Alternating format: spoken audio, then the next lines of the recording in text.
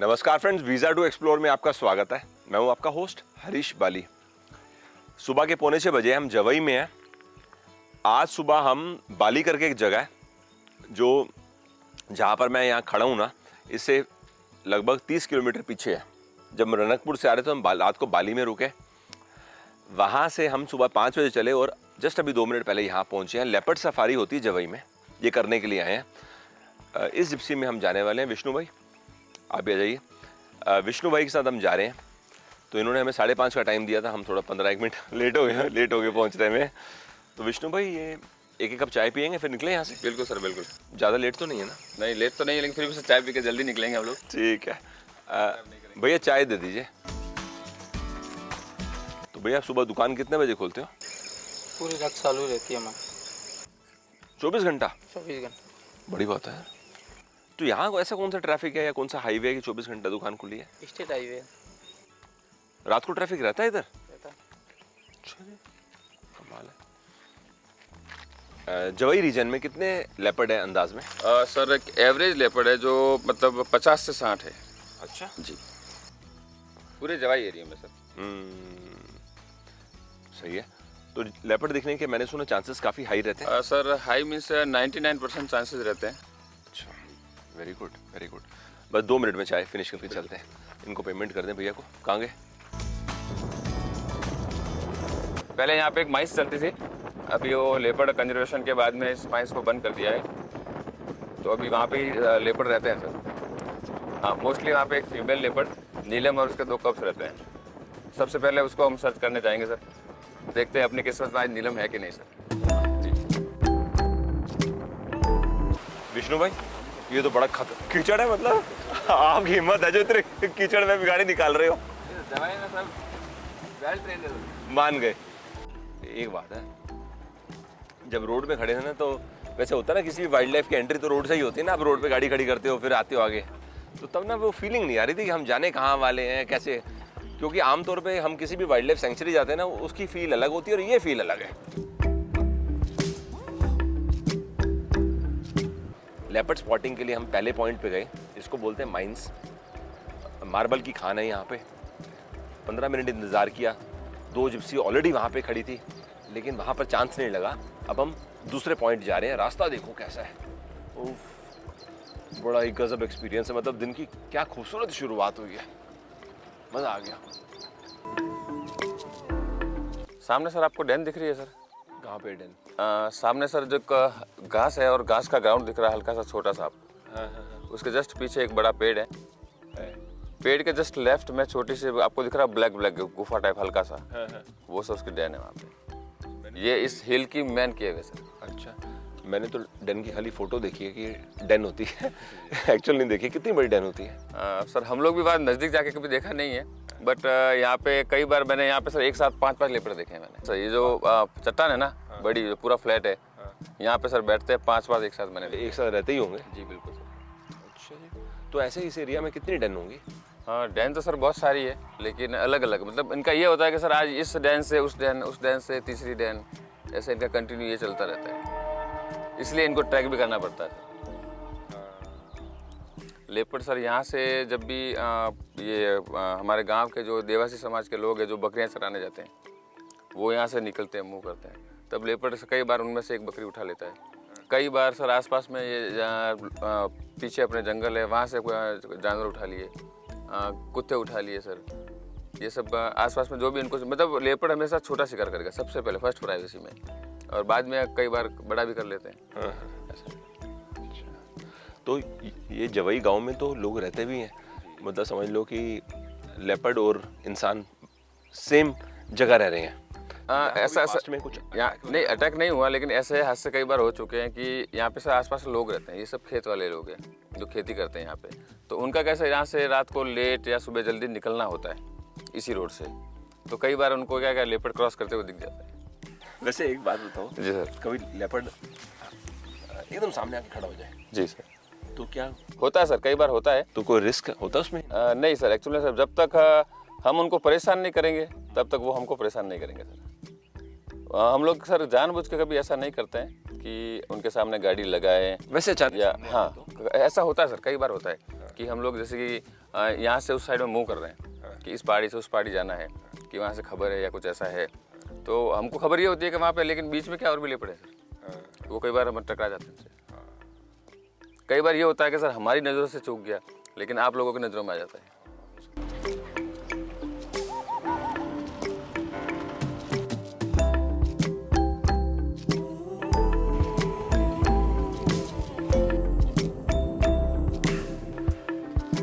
देखिए सफारी का टाइम तो हमारा ऑलमोस्ट ओवर हो गया है।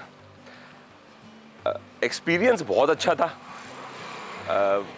मज़ा इस बात का तो खूब आया कि हम पहाड़ी एरिया में सफारी कर रहे थे। मैंने आज से पहले कभी ऐसा एक्सपीरियंस नहीं लिया। सफारी जैसे जंगल वगैरह में होती है ना, वो एक एक्सपीरियंस अलग होता है और ये एक्सपीरियंस अलग था। चलो कोई बात नहीं। देखो ये लेपर्ड का दिखना नहीं दिखना तो पूरा मैटर ऑफ लक और चांस है, इसके ऊपर कुछ नहीं बोल सकते। बाकी विष्णु भाई आपने एफर्ट बड़ा किया है, बट जगह जगह हम लोग रुक के बाइनोकुलर से देख रहे थे, अच्छा लग रहा था। तो अब देखो 9 बज चुके हैं, हमने 6 पौने 6 बजे शुरू किया था। अब हम आए हैं यहाँ पर नाश्ता करने के लिए। क्या नाम है इस शॉप का? काका भतीजा रेस्टोरेंट एंड भोजनालय। यहाँ पे पराठा मिलेगा ना? बिल्कुल पराठा मिल जाएगा। लग रहा है इनके पास कचौड़ी भी है, लिखा है ना दाल बाटी। अच्छा दाल बाटी। अच्छा पराठा तैयार हो रहा है, तब तक हम पोहा खा लेते हैं। तो विष्णु भाई आप क्यों नहीं ले रहे यार? हाँ हल्का फुल्का कुछ सवेरे करके आया था। अच्छा नाश्ता घर से करके आए? घर से करके आया था। ये पूरा जो एरिया है, जब से हम चले ना उदयपुर कुंभलगढ़ होते हुए यहाँ तक आए हैं, मैंने इस पूरे एरिया में देखा है पोहा बहुत कॉमन ब्रेकफास्ट है, पॉपुलर।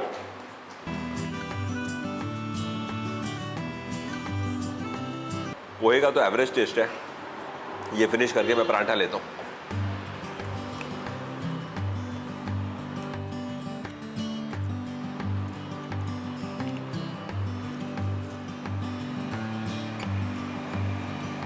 देखो पराठे का ना टेस्ट ओके ओके है, ना बहुत अच्छा ना ख़राब, एवरेज। नाश्ता कर लेने के बाद हम यहाँ से चलेंगे और जवाई डैम विज़िट करने जाएंगे। ये पीछे आपको फ़ोटो दिख रही है, ये जवाई डैम की है।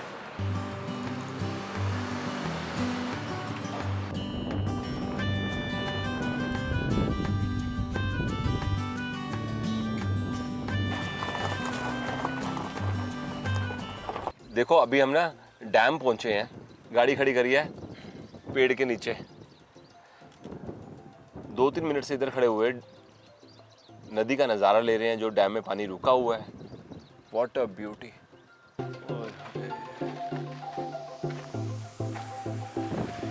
सोचो अगर आप जवाई घूमने आओ और आप डैम मिस कर दो, तो आप सोच लो आपने कितनी बड़ी चीज़ मिस करी है। इससे छोटा वर्ड नहीं है। अभी हमने क्या किया, अपने जो गाड़ी का ड्राइवर है ना, जो उदयपुर से हमारे साथ चल रहे हैं जी, वो गाड़ी इधर ही बुला लिया। वो देखो सामने बानो भाई आगे ना, तो अब यहीं से हम लोग आगे निकल जाएंगे। और वैसे आज हमारा प्लान है कि गोगुंदा होते हुए हम उदयपुर जाने वाले हैं। गोगुंदा पहुंचने में यहाँ से 200 किलोमीटर, 200 नहीं 2 घंटे का टाइम लगेगा, और उसके आगे उदयपुर।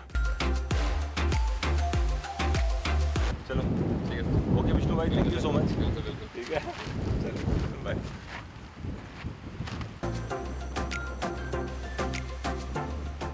लंच करने के लिए हम ना सुमेरपुर में RJ22 पे रुके हैं। सामने लिखा है ना RJ22 शुद्ध शाकाहारी रेस्टोरेंट। हाईवे के बगल में ही रेस्टोरेंट है, सामने ही हाईवे देख रहे हैं। इधर से ही हम लंच के बाद उदयपुर की ओर निकल जाएंगे। आइए अंदर चलते हैं। लंच में मैंने अपने लिए यहाँ पर कड़ी और दम आलू मंगाया है, तवा चपाती के साथ। तब तक मैंने कहा छाछ पी लेते हैं। ठीक है, थोड़ा भुना जीरा डाल देते तो और अच्छा हो जाता। देखो मैंने पहले भी 2-3 बार बोला है, राजस्थान में जब आप आओ ना, तो कड़ी आपको जगह जगह टेस्ट करनी चाहिए, क्योंकि इसका स्वाद आपको हर जगह डिफरेंट मिलेगा और मज़ेदार मिलेगा। साथ में दम आलू।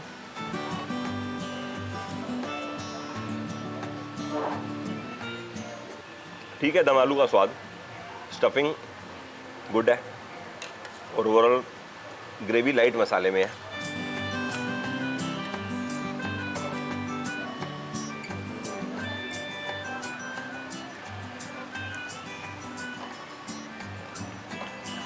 देखो नॉर्थ इंडिया में जब हम कड़ी खाते ना तो ये अज्यूम्ड है कड़ी मतलब कड़ी पकोड़ा, लेकिन यहाँ पर जब आप कड़ी खाते हो तो पकोड़ा नहीं रहता।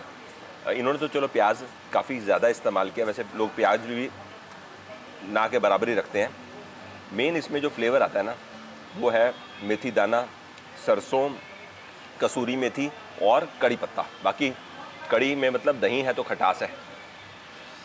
बेसन जनरली राजस्थानी कड़ी में कम क्वांटिटी में इस्तेमाल किया जाता है, यही मैंने पिछले कुछ दिनों में यहाँ पर आकर देखा है। टेस्ट इसका बहुत अलग है। गुजराती कड़ी का स्वाद एकदम अलग है, यहाँ का कड़ी का स्वाद अलग है। तभी मैंने बोला ना कि अगर आप राजस्थान में ट्रैवल कर रहे हो तो कड़ी आपको टेस्ट करते रहना चाहिए, आपको अच्छा लगेगा।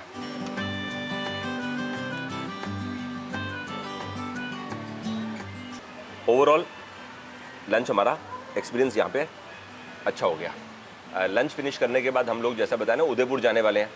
रास्ते में हम गोगुंदा रुकेंगे। गोगुंदा यहाँ से हमको पहुँचने में लगभग 2 घंटे का टाइम लगेगा और शाम होते होते 7 बजे तक तो उदयपुर पहुँच ही जाएंगे। इस समय 2:30 बजे का टाइम है।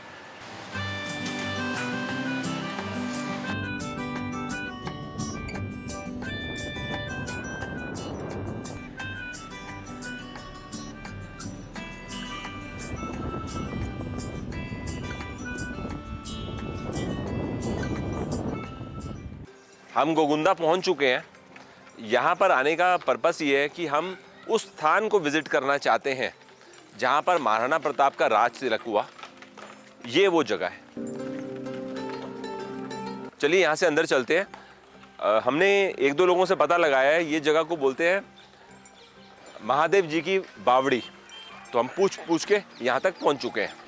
आइए जी, आप स्टैचू देखिए महाराणा प्रताप का, बहुत ही ज़बरदस्त।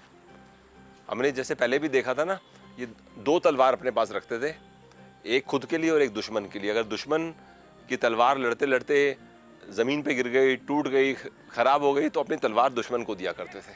और सामने राणा पुंजा, इनको भीलू राणा कह के भी बुलाया करते थे। ये जो भील आदिवासी लोग थे ना उनके सरदार थे। आइए सामने बावड़ी को चलेंगे।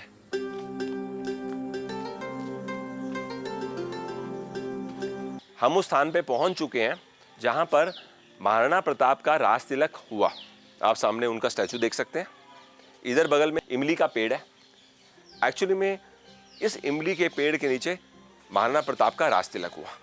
1572 में महाराणा उदय सिंह जी की तबीयत खराब चल रही थी तो उनके राजवैद्य ने कहा कि आप इनको खुले एरिया में ले जाइए।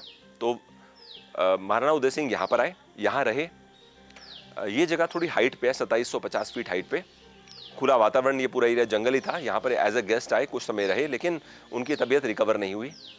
बिगड़ती तबीयत के समय ही उनकी रानी मतलब उनकी पत्नी ने महाराणा उदय सिंह जी से वचन ले लिया कि आपके बाद मेरा पुत्र जगमाल राजगद्दी पे बैठेगा। महाराणा उदय सिंह का देहांत हो गया। उनकी डेथ के बाद जगमाल राजगद्दी पे बैठे। हम सब जानते हैं उसी समय अकबर का आक्रमण भी चल रहा था।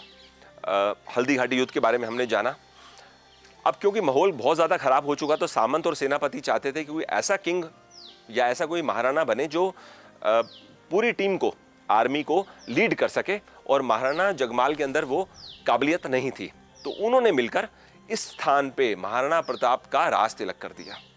और वैसे मेवाड़ डायनेस्टी में ऐसा ही चलता आ रहा है कि जो बड़ा बेटा होता है वही राजगद्दी पे बैठता है। तो बड़ा बेटा मतलब महाराणा प्रताप, कायदे से भी उन्हीं को बैठना चाहिए था, लेकिन क्योंकि उनके पिताजी वचन दे चुके थे अपनी वाइफ को, तो इस वजह से जगमाल गद्दी पे बैठे। तो जब यहाँ पर राज तिलक हुआ तो यहाँ से महाराणा प्रताप सबसे पहले गए मायरा गुफा, जो 5 से 6 किलोमीटर डिस्टेंस पर है। मैं वहाँ पर गया नहीं, लेकिन मुझे मालूम चला। और वहाँ पर वो अपने हथियार रखा करते थे। वहाँ पर बैठकर उन्होंने भीलों के साथ स्ट्रैटेजी बनाई कि हमें युद्ध कैसे करना है मुगल सेना के साथ। वो स्ट्रैटेजी बनाने के बाद फिर आगे हल्दी घाटी की ओर गए। तो हल्दी घाटी जब हम गए थे तो हमने डिटेल में ये इन्फॉर्मेशन आपके साथ शेयर की थी, हल्दी घाटी की बैटल कैसे हुई। जब हम उदयपुर से यहाँ पे आ रहे थे तो हम वाया गोगुंदा भी आ सकते थे, लेकिन तब हमारा रूट बैठ नहीं रहा था। तो हमने तभी प्लान किया था कि हम रिटर्न जब आएंगे ना, तब हम गोगुंदा ये स्थान विजिट करते हुए उदयपुर को जाएंगे। तो ये मैंने आपके साथ हिस्ट्री की वो इन्फॉर्मेशन शेयर करी जो बहुत ज़्यादा रेलिवेंट है। बगल में यहाँ पे बावड़ी है। अभी तो देखिए पानी साफ नहीं है, लेकिन किसी ज़माने में यहाँ पर स्टेप्स हुआ करते थे। आप कुछ सीढ़ियाँ उतर के नीचे स्नान कर सकते हो। और स्टेप वेल होते हैं ना, जगह जगह बने हुए हैं, सेम कॉन्सेप्ट यहाँ पे था। आज की तारीख में इस जगह के मेंटेनेंस काफ़ी कम है। मुझे लगता है कि अगर थोड़ी मेंटेनेंस कर दी जाएगी ना तो ये जगह as a tourist destination develop हो जाएगी।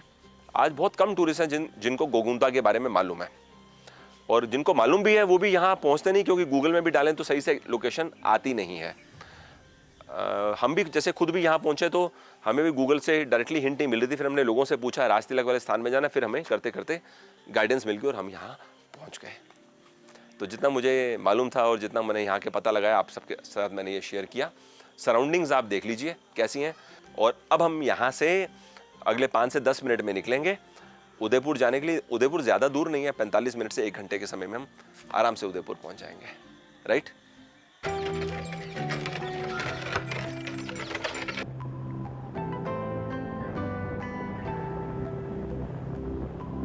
इस समय 8:30 बजे और हम उदयपुर पहुँच चुके हैं। जहाँ हम पहले रुके होटल विष्णुप्रिया, हमने रहने के लिए दोबारा बुकिंग इसी होटल में करवाई है। अब आज भी हम यहाँ पर हैं, कल भी यहाँ पर हैं। कल मैं सब्सक्राइबर मीटअप रखूँगा, जैसे मेरी आदत है ना, हर समय जहाँ भी जाता हूँ मैं कोशिश करता हूँ सब्सक्राइबर मीटअप ज़रूर रखूँ। तो कल है और परसों मैं वापस चला जाऊँगा। तो वैसे हमारी जो सीरीज़ है उदयपुर की यहीं पर समाप्त हो रही है। मेरा ओरिजिनल प्लान था कि मैं माउंट आबू भी जाऊँ, लेकिन माउंट आबू का प्लान मुझे कैंसिल करना पड़ रहा है, क्योंकि मैंने पूरा टूर प्लान किया था 9 से 10 दिन का, और ऑलरेडी हमें 11 दिन हो चुके हैं। और माउंट आबू जाएंगे तो 3 दिन और लगेंगे। तो टाइम मैनेजमेंट इस बार हमारी थोड़ी सी ख़राब होगी। वैसे हर बार ख़राब होती है, लेकिन इस बार भी ख़राब हो गई। तो आपको उसमें बाय बाय कर रहा हूँ। ओवरऑल टूर काफ़ी एक्साइटिंग रहा। माउंट आबू मैं अलग से सेपरेटली कभी आ जाऊँगा, या फिर कभी गुजरात टूर करते समय हम माउंट आबू आ जाएंगे। वो थोड़ा मैं फ्यूचर में करूँगा, राइट। बताइए पूरी सीरीज़ आपको कैसे लगी। काफ़ी कुछ है उदयपुर और सराउंडिंग एरियाज़ में, आपने देखा हमारे इतने सारे वीडियोस। तो आप जब आएंगे तो इन वीडियोस को रेफ़र कर सकते हैं, राइट। आगे कहाँ जाना है इस मोमेंट तक डिसाइड नहीं किया, लेकिन आने वाले हफ्तों में मैं वो भी सोच लेता हूँ। यहीं पे आपको बाय बाय कर रहा हूँ। Thanks for your time.